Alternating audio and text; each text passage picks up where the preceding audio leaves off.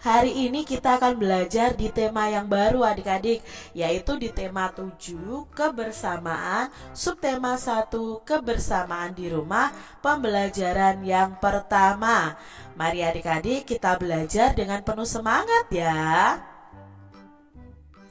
Adik-adik, nanti di tema 7 ini kita akan belajar 4 subtema.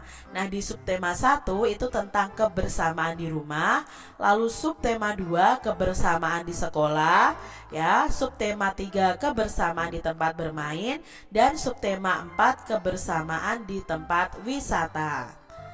Adik-adik, Siti tinggal bersama keluarga. Di rumah Siti ada ayah, ibu, Siti, dan Ali. Mereka sering makan malam bersama. Ayah Siti sering bercerita usai makan malam. Siti dan Ali menyukai cerita binatang. Siti anak yang rajin di sekolah. Di sekolah, Siti dan teman-temannya hidup rukun adik-adik. Beberapa kegiatan di sekolah itu dikerjakan bersama. Nah, Siti sering bermain dengan teman. Mereka saling menghormati. Kebersamaan di rumah. Suasana kebersamaan di rumah Siti pada hari Minggu. Nah, ini adalah suasana kegiatan dari keluarga Siti di hari Minggu adik-adik. Ayah, ibu, Siti, dan Ali berada di depan rumah. Siti dan Ali sedang memberi makan ayam adik-adik. Lalu ayah membersihkan solokan, ibu menyapu halaman belakang rumah. Seusai bekerja, mereka makan bersama. Pernahkah adik-adik bekerja bakti dengan keluarga kalian? Nah, adik-adik, ini adalah kebersamaan di rumah Siti. Ayah Siti ini pandai mendongeng adik-adik. Siti sangat suka dengan dongeng. Hampir setiap minggu ayah Siti ini mendongeng. Seusai mendongeng, ayah Siti akan menceritakan isi dongengnya. Banyak sekali contoh yang baik dalam dongeng. Di sini adik-adik, mari kalian dengarkan dongeng yang berjudul Kecerdikan Menumbuhkan Kebaikan. Di sebuah gurun pasir, hiduplah ular dan tikus pasir. Sebenarnya sang ular ini sangat ingin memangsa tikus, sedangkan tikus selalu berusaha mencari akal agar ular tidak lagi berniat memangsanya. Saat itu sang ular sangat lapar adik-adik, padahal ia sedang tidak mempunyai sedikit pun makanan. Sedangkan tikus yang berada tidak jauh dari sang ular sedang asyik melahap makanannya. Sang ular merasa tidak senang melihat kelakuan tikus. Lalu si ular berkata, "Dengarkan ucapanku, wahai tikus yang angkuh. Aku pasti akan mendapatkan tubuhmu yang mungil dan lezat itu." Kata si ular seperti itu adik-adik. Lalu tikus menjawab, "Hei ular, berusaha dan bekerjalah. Jangan hanya berani mengancam. Kalau hanya mengancam, seekor semut pun bisa." Nah, itu ya adik-adik ya, jawabnya tikus. Tikus berani menjawab si ular adik-adik. Sang ular sangat marah mendengar ejekan tikus. Ia lalu kembali ke sarangnya dengan perut yang lapar. Sedangkan si tikus masih lahap dengan makanannya. Waktu terus berjalan, tetapi ular tidak juga menemukan makanan. Ia juga enggan untuk keluar dari sarangnya. Sementara itu, tikus sudah lelap dalam sarangnya. Ular yang masih dalam keadaan lapar segera mengendap-endap mendekati sarang tikus, meski ia masih sangat kesal terhadap tikus adik-adik. Dan kini ular telah berada di sisi tikus yang sedang tidur pulas. "Hei tikus, aku sudah berada di sebelahmu dan siap untuk menyantapmu," kata si ular. Tikus segera terbangun dari tidurnya. Sambil berpura-pura menguap, ia mulai memutar otak agar bisa lolos dari cengkraman sang ular. Tunggu, tunggu dulu ular sahabatku. Kalau kau ingin memakanku, kau harus berpikir dulu. Kita hanya berdua di sini, tidak ada hewan lain. Jika kau memakanku, maka kau akan sendiri. Kau tidak akan mempunyai teman yang dapat kau ajak mencari makan. Kalau begitu, kau tidak akan makan dan akhirnya kau akan mati, kata si tikus adik-adik. Nah, sejenak sang ular terdiam. Ia mencoba merenungkan nasihat si tikus. Jadi, kita tidak bisa hidup sendiri? Tanya si ular. Tentu, bukankah kita bisa berteman dan tentunya kita dapat mencari makan bersama? Bukankah itu lebih menyenangkan daripada nantinya setelah kau memakanku, kau hanya akan hidup sendiri? Kata si tikus adik-adik. Lalu ularnya mengangguk tanda mengerti. Baiklah kalau begitu, maafkan aku, kata ular meminta maaf kepada tikus. Tikus pun memaafkan ular. Mereka tersenyum bahagia adik-adik.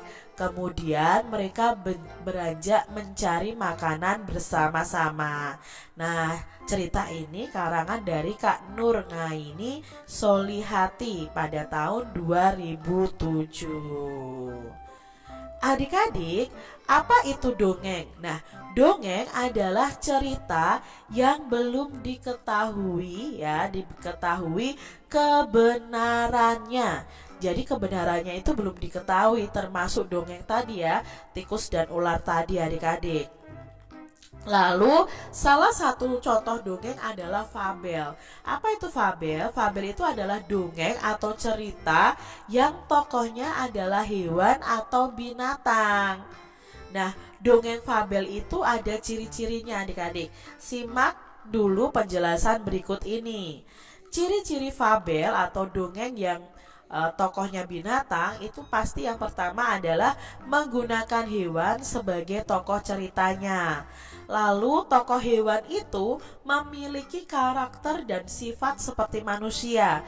Ular dan tikus tadi kan bisa berbicara, mempunyai sifat seperti manusia. Padahal kenyataannya kalau di sekitar kita tikus dan ular itu kan tidak bisa bicara adik-adik. Mereka juga tidak bersahabat. Ya, mereka saling makan kalau di dalam kenyataannya. Tapi dalam cerita ini tokoh hewan itu memiliki karakter dan sifat seperti manusia. Lalu cerita fabel itu memiliki alur cerita ya. Lalu memiliki pesan-pesan kebaikan di dalam cerita tersebut. Dalam dongeng itu ada unsur-unsurnya adik-adik. Yang pertama, dalam dongeng itu pasti ada tokoh. Tokoh itu yang berperan dalam cerita tersebut. Lalu ada latar. Latar itu apa Kak Citra? Latar itu tempat terjadinya dongeng. Nah, dongeng tadi itu terjadinya di mana? Di gurun pasir adik-adik. Yang ketiga itu ada watak atau sifat dari masing-masing tokoh dalam dongeng. Nah, tadi misalnya kalau ular ya, wataknya itu pemalas karena tidak mau mencari makan ya. Lalu dia wataknya juga iri kepada si tikus. Lalu kalau tikus tadi wataknya apa? Oh, dia itu cerdik ya, banyak akalnya, misalnya seperti itu. Yang keempat adalah amanat. Amanat itu adalah pesan dalam sebuah cerita atau dongeng tersebut. Jadi kalau dalam cerita tadi pesannya apa ya, kita tidak bisa hidup sendiri, kita harus berteman dengan semua orang seperti ular dan tikus tadi. Adik-adik, siapakah yang diceritakan dalam dongeng di atas tadi adik-adik? Ya, yang diceritakan adalah tentang tikus dan ular. Lalu bagaimana ya kecerdikan tikus? Nah, kecerdikan tikus tadi, tikus mengatakan kepada ular bahwa jika ular memakannya, maka ular akan hidup sendiri dan tidak ada yang diajak untuk mencari makan. Itu tadi kecerdikan tikus adik-adik. Lalu, mengapa ular dan tikus dapat hidup bersama dalam cerita tadi? Ular dan tikus dapat hidup bersama karena mereka itu saling, ya, ini bukan salang ya adik-adik ya, saling meminta maaf dan memaafkan adik-adik, dan tidak akan saling memakan. Adik-adik, ibu menghidangkan 3 buah kue donat. Nah, di sini ya, ini kue donatnya. Setiap kue itu dipotong menjadi 2 potongan sama besar. Siti, Ali, dan Ayah mengambil masing-masing 1 potong. Siti sangat senang bersama keluarga di rumah. Nah, berhubungan dengan donat ini adik-adik, kita akan belajar mengenai pecahan. Nah, kita mau mengenal pecahan adik-adik. Perhatikan gambar berikut ini. Ini ada 1 kue donat utuh. Ya, 1 kue donat utuh. Lalu oleh Ibu Siti tadi, donat tersebut dibagi menjadi 2 sama besar. Nah, masing-masing bagian ini disebut dengan setengah. Ya, masing-masing bagian ini disebut dengan setengah. Lah, kalau Kak Citra misalnya 1 donat utuh tapi dibagi 2 tidak sama besar, misalnya seperti ini. Apakah ini setengah? Ini bukan setengah. Setengah itu kalau dibagi menjadi 2 sama besar. Ya, ini dikatakan setengah. Berarti ini ya, kue donat setengah untukmu, setengah untukku. Berarti kalau setengah itu berarti harus dipotong 2 sama besar. Nah, ini 1 donat. Lalu dibagi menjadi 2, maka ada 2 bagian donat yang sama besar. Nah, masing-masing donat ini ada 1 bagian dari donat, ya, 1 bagian donat dari 2 bagian donat yang ada itu bisa dikatakan setengah dengan dilambangkan seperti ini, 1 garis 2. Ini dibaca setengah atau 1/2. Ya adik-adik ya, garis ini dibaca per, 1/2 ya. Ini kalau benda tersebut dibagi menjadi 2 sama besar, masing-masing nilainya adalah setengah atau 1/2. Sebuah donat dibagi menjadi 2 bagian sama besar, maka setiap bagian ini disebut titik-titik bagian. Setiap bagian ini maka disebut 1/2 ya. Jadi 1/2, ini 1/2, ini juga 1/2. Siti memiliki kertas berbentuk persegi panjang. Kemudian kertas tersebut ia potong menjadi 2 bagian sama besar. Maka setiap potongan kertas adalah titik-titik bagian. Kalau 1 ini ya 1/2 atau setengah, yang ini juga 1/2. Maka setiap potong kertasnya ada 1/2 bagian atau setengah ya adik-adik ya. Siti memiliki kue donat. Siti ingin setengah bagian dari kue tersebut. Maka Siti harus memotong kue tersebut menjadi berapa bagian sama besar adik-adik. Kalau ingin mendapatkan setengah berarti harus dipotong menjadi 2 bagian yang sama besar. Agar mendapatkan kue setengah bagian, maka kita harus membagi kue tersebut dengan ukuran yang bagaimana adik-adik? Apakah ukuran besar kecil atau ukurannya sama besar? Ya, ukurannya harus sama besar untuk mendapatkan setengah bagian. Arsirlah setengah bagian dari gambar berikut ini. Nah, di sini Kak Citra punya gambar, lalu kita akan memberi warna yang menunjukkan setengah bagian. Misalnya gambar yang pertama, kalau ini menunjukkan setengah bagian, kita bagi dua sama besar, sudah ada garis potongnya. Lalu kita warnai satu saja, karena tadi satu dari dua bagian yang ada itu dikatakan setengah. Maka yang berwarna merah ini adalah setengah bagian. Lalu gambar berikutnya adik-adik. Nah, berarti kalau untuk menunjukkan setengah bagian, ya kita warnai hanya satu saja, satu bagian saja. Gambar ini kalau setengah bagian, ya kita warnai satu saja. Yang berwarna ini menunjukkan pecahan setengah bagian. Kalau gambarnya lingkaran seperti ini, ya kita cukup arsir saja atau beri warna setengah bagian. Yang pasti harus besarnya sama. Adik-adik, di dekat rumah Siti terdapat pos penjagaan. Di sana itu terdapat kentongan adik-adik.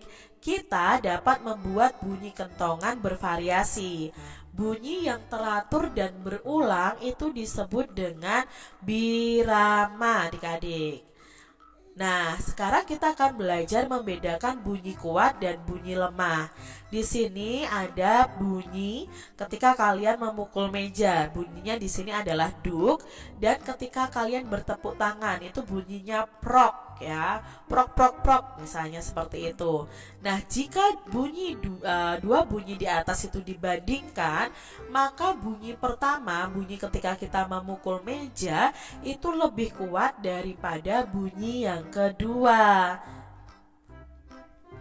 Sebutkan dua bunyi yang ada di sekitar kalian adik-adik. Kemudian tentukan bunyi yang lebih kuat dan bunyi yang lebih lemah. Contohnya di sini Kak Citra ambil bel sekolah dan bunyi jarum jam. Bunyi yang lebih kuat adalah yang mana adik-adik? Ya, yang bel sekolah. Bunyi yang lebih lemah adalah bunyi jarum jam.